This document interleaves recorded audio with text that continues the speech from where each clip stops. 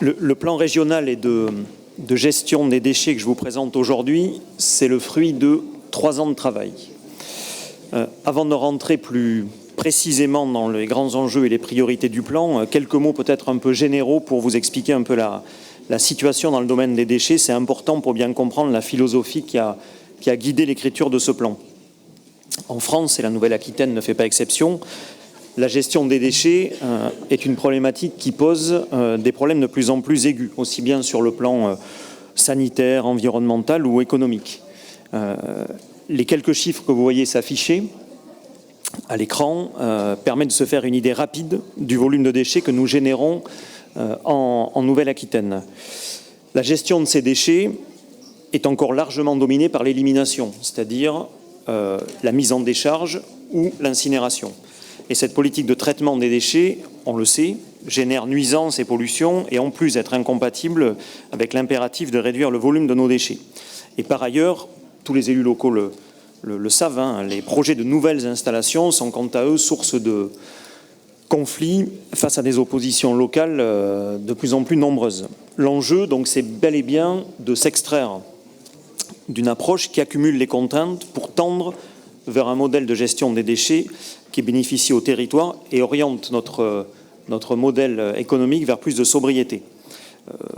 Ce que je dis là est mis en œuvre dans beaucoup de territoires. On a beaucoup d'initiatives, même d'un syndicat de déchets, qui ont déjà pris cette voie et qui ont fait la démonstration que la réduction des déchets à la source, via l'allongement de la durée de vie des produits, le réemploi, le recyclage, la réutilisation, le compostage, pour ne citer que cela, permettent de permettre en tout cas de préserver les ressources tout en créant des emplois locaux et non délocalisables.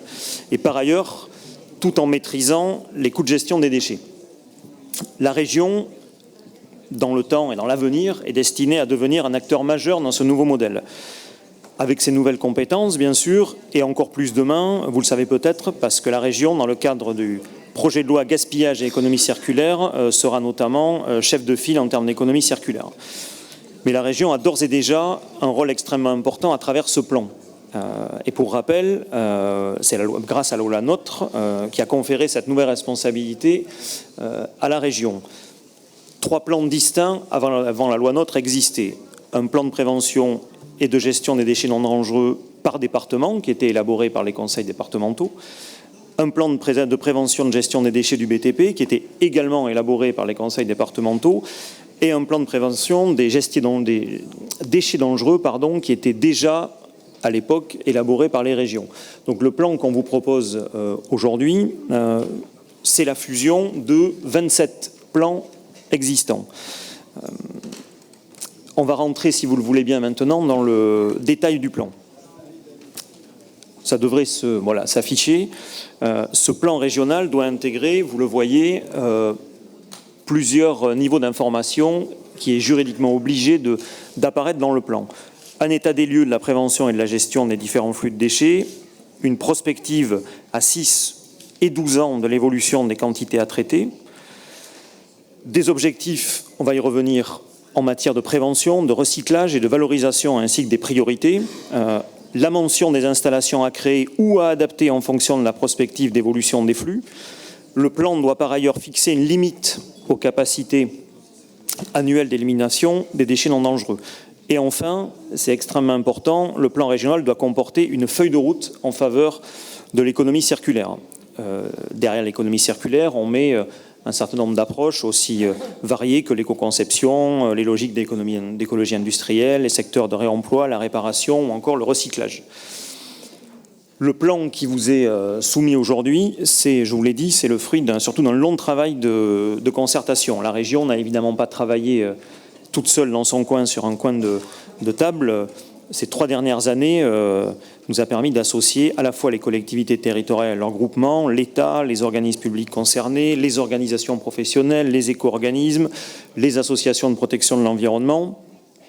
Ça représente, pour vous faire une idée, une 30aine de réunions partout sur le territoire, en plus des réunions de travail spécifiques qui ont été menées avec chacun des acteurs. Et pour être tout à fait complet, vous dire aussi que ce plan a été également soumis pour avis à la conférence territoriale de l'action publique, aux représentants de l'État dans la région, ainsi parce qu'il faut une cohérence en termes d'utilisation des infrastructures, ainsi qu'aux conseils régionaux des régions limitrophes. Et le législateur a également prévu, et ça c'est derrière nous, que le plan, en tout cas la loi l'impose, qu'au moins 3/5 des collectivités, qui doivent représenter 60% de la population régionale, émettent un avis favorable pour que le plan puisse vous être présenté aujourd'hui. Tout ça vous donne une idée du chemin qui a été parcouru en 3 ans, et j'en profite pour remercier les équipes qui ont fait un travail remarquable avec des contraintes extrêmement fortes. Parce que c'est une nouvelle compétence et, comme vous le savez, nous n'avons pas bénéficié en Nouvelle-Aquitaine du transfert à la fois financier en termes de ressources humaines des départements. Je ne vais pas faire la lecture de ce qui s'est affiché. Vous voyez là les grands principes directeurs du plan, mais je vais peut-être ajouter 3 grands enjeux que vous puissiez avoir à l'esprit. 3 grands enjeux aujourd'hui auxquels le plan doit répondre. Le premier, c'est affiner la connaissance des flux, des tonnages et des types de déchets qui sont présents sur le territoire régional. C'est assez facile à comprendre. Pour évidemment planifier, il faut qu'on ait une connaissance fine et précise des différents types de déchets sur le territoire, qu'on puisse répondre à des questions aussi simples que quels sont les principaux lieux de production de déchets, quelle est la proportion de déchets ménagers, de déchets d'activité économique dans certains flux, comment est facturé, par exemple, le traitement de différents types de déchets et sur qui ça pèse. Autant de questions et d'exemples qui permettent ensuite de mettre en place une politique adaptée. Et cette idée d'avoir une idée très précise des données, elle n'est pas si évidente que ça, malgré ce qu'on pourrait penser, parce que la fusion des 27 plans qui traitent des différents types de déchets, le transfert de la compétence au niveau régional, la fusion des régions, tout ça fait que l'exercice est évidemment très complexe, et c'est pour ça qu'on a décidé de créer un observatoire régional qui va nous permettre, à partir de maintenant, d'avoir une vision ou une analyse des flux quasiment en temps réel. Ça, c'est le premier enjeu qui est autour de se rendre compte de ce qui se passe réellement sur le territoire et de la manière la plus fine possible. Le deuxième enjeu, et ce n'est pas des moindres, c'est accompagner la transition des installations de traitement. Là aussi, on sait que dans les 10 prochaines années, avec l'évolution de la réglementation nationale, les démarches zéro déchet qui sont en train d'être initiées partout sur le territoire, tout ça va avoir un impact conséquent sur les tonnages de déchets, évidemment, qui vont baisser. Et notamment dans certains secteurs où la marge de manœuvre est très importante. Je pense notamment aux biodéchets ou aux déchets du BTP. Et évidemment, certaines installations de traitement, notamment des incinérateurs, ont été surdimensionnées et risquent de connaître dans la prochaine décennie des difficultés de rentabilité avec ces baisses de tonnage. Donc l'exercice aussi du plan, et l'enjeu du plan, c'est bien effectivement de pouvoir faire cet exercice de prospective et d'anticiper ces changements pour justement essayer de basculer progressivement vers un modèle plus vertueux.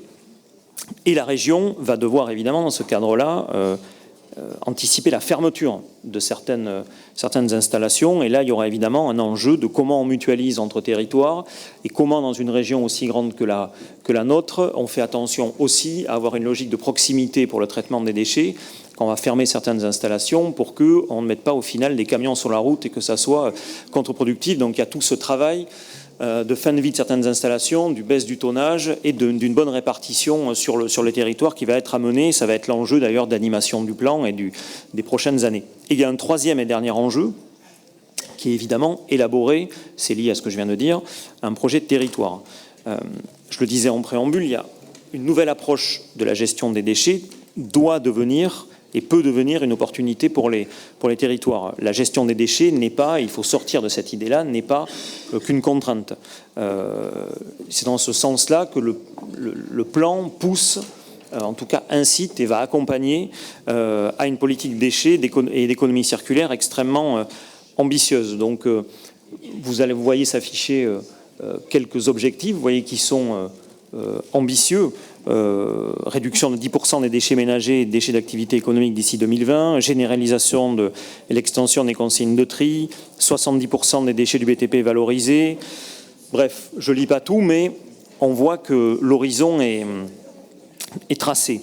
Alors certaines dates peuvent vous sembler un peu proche, mais évidemment, ça s'explique par le fait que le travail a été entamé déjà depuis plusieurs années, même avant que ce mandat commence d'ailleurs.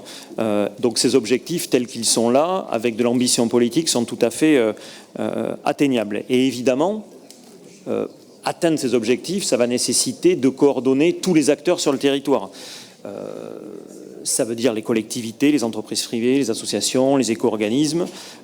Et ça va être ça aussi le rôle de la région, d'être un chef d'orchestre et un coordinateur pour atteindre ces objectifs-là. J'en termine en insistant une nouvelle fois sur l'importance de tendre vers un système dans lequel le réemploi serait la pierre angulaire de notre modèle. C'est ça l'objectif philosophique du plan.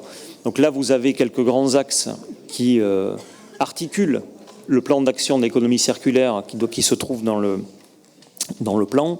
On a beaucoup parlé de Néoterra et il faut bien avoir conscience que cette nouvelle approche de la gestion de nos déchets, parce qu'ils sont au croisement de toutes les problématiques, et une montée en puissance de l'économie circulaire, c'est la clé de voûte d'une transition écologique au niveau régional.